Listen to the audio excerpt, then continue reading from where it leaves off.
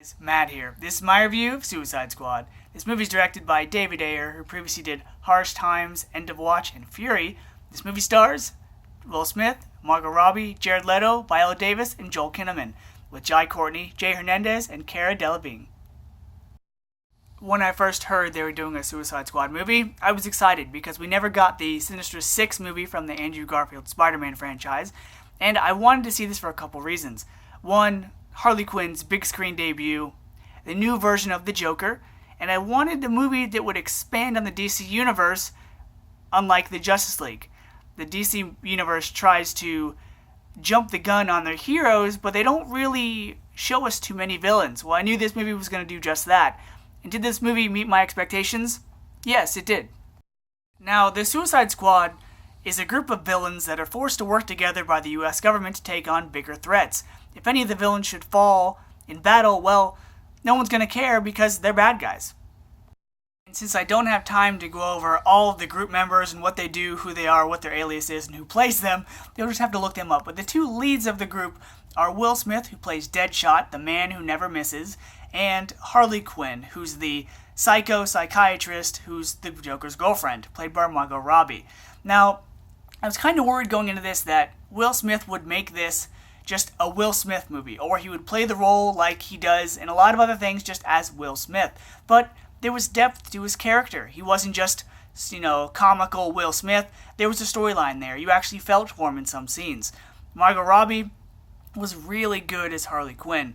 Not only was the dynamic of her and the Joker there, but she also made the character her own. She was smart, having being a psychiatrist, but also she was crazy, and it worked.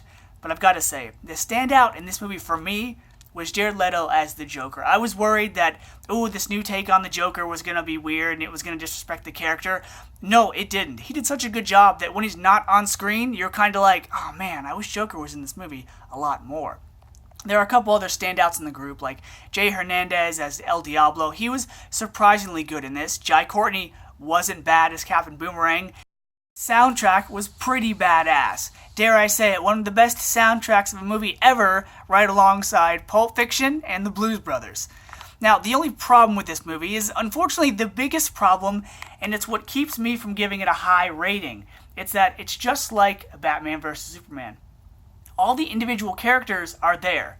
There are some pretty cool moments. Everything looks nice. Everything sounds awesome. But there's a lot of editing, and the story is very weak. It's as if David Ayer either didn't write this movie as well as he could have, or they cut a lot of stuff out, because the movie doesn't have a very strong story. It's very similar to Avengers Age of Ultron, where you don't really have heroes in this movie. You really just have a bunch of people band together to clean up a giant mess that someone made. Even though this movie had some good character development, some dramatic moments, funny moments, and some overall good chemistry among the team and its players, the plot is the biggest problem with this movie. And unfortunately, you can't have a bad plot and just good things on the side. It just doesn't work that well. And this is one of those examples where, unfortunately, the whole is not greater than the sum of its parts.